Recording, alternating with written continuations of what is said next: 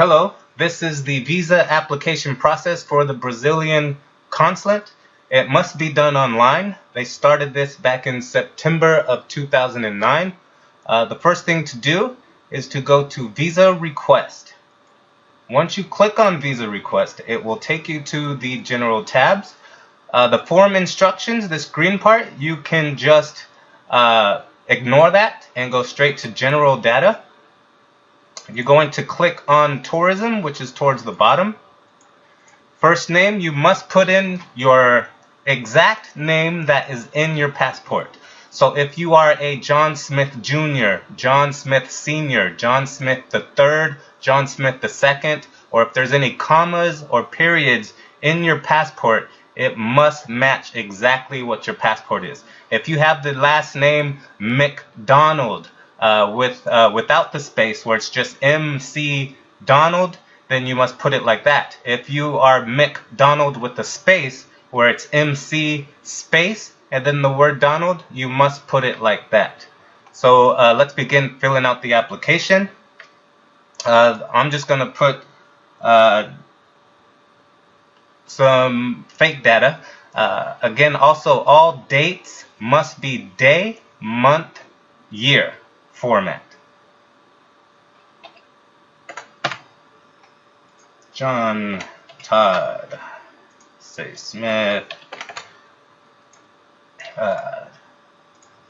choose sex, marital status, date of birth. Remember, this must be day, month, year. So day, and remember, you do not have to press the slashes. You can just do the numbers, and it will put in the slashes for you. Previous names. If you are married, you can put your previous name, but you don't have to. You can just put whatever name is in your passport up here where it says applicant. So you can skip that actually. Now the city is the city that you were born in. I'm just going to put Berkeley, California. You don't have to spell out the whole word California. Now for country, a good trick that I use, I just press the letter U 6 times. 1, 2, 3, 4, 5, 6. And the United States is right there. Now nationality, you're going to do that again. Press the letter U 6 times. 1, 2, 3, 4, 5, 6. And it'll usually be right there. Now you must put in your mother's full name and father's full name. I will just make one up. John Smith, Jeff Smith. And now you can either click next right here at the bottom, or you can click the next tab where it says documents. Now for your passport, you must enter the exact passport number that is in your passport. It's at the upper right corner of your passport page where it has your picture and information. In this case, I'm just going to put 1, 2, 3, 4, 5, 6, 7, 8, 9. But you must put the exact passport number in your application. Now for the date of issue, you will see that towards the bottom of the same page on your passport. And I'm just going to put any like 30/01/2010. Again, you must put day, month, year. Now usually on the expiry date, you will see that it's 1 day less if you're a US passport. So 29/01/2020. Passports are good for 10 years, so it's always going to be 10 years from the issue date. For the issuing country, you can put USA. You do not have to put United States of America. Now you can click next, or occupation. If you are retired, you can just put retired. And then you do not have to fill out the rest of this, but you do have to do not want to. Now we're going to either click next or the addresses tab. Now your permanent address will be the address. You can just put the address that is on your driver's license or ID. It does not have to be the current address that you are on. They will probably match it to your ID. Even if you have moved and you haven't changed your driver's license yet, you will still put the address that is on your driver's license. I will just put some dummy information in here. I'll just choose anything since it's already pre-made. And the city, I'll just put San Francisco.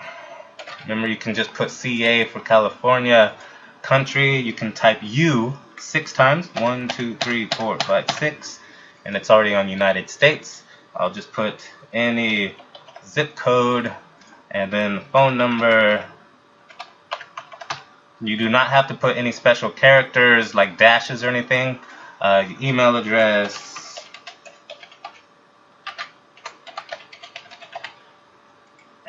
For current address, if it's the same as above, you can put that on there. Same as above. That's just a quick way to hurry up through the process. Now for the contact in Brazil, you can put, if it's a cruise, you can put the cruise. So let's say it was like Princess Cruises, right?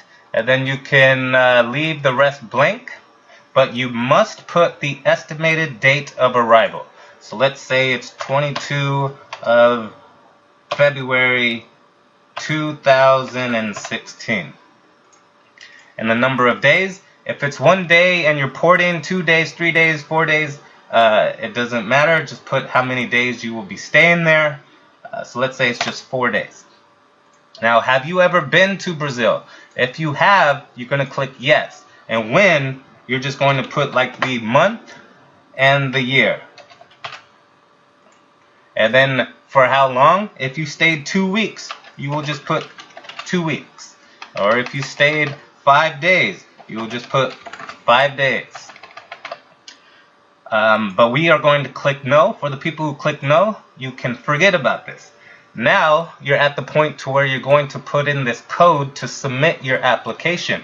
If you do not understand the code that is in this brown box at the bottom, you can always click on this blue link below the box, and it will change the numbers until you understand one. So I'm going to put in, and remember, you do not have to put in the capitals. You can just type in A to J Q A, and it will do it automatically for you. Now when you press submit, this is the important part. A pop-up box will be asking, would you like to upload photo, signature, and documents? This is where I was explaining in the step-by-step instructions that we are going to do this for you. The consulate will reject applications if the size of the passport photo, signature, and other documents is not exactly how they like it. A lot of applications do get rejected or delayed because of this. You will leave this up to us. We are doing this specially for the group that's traveling with Alan, with the Travel with Alan group. So you are going to click cancel, not OK. Click cancel, and it will take you to the instructions. Don't worry about all of this. You just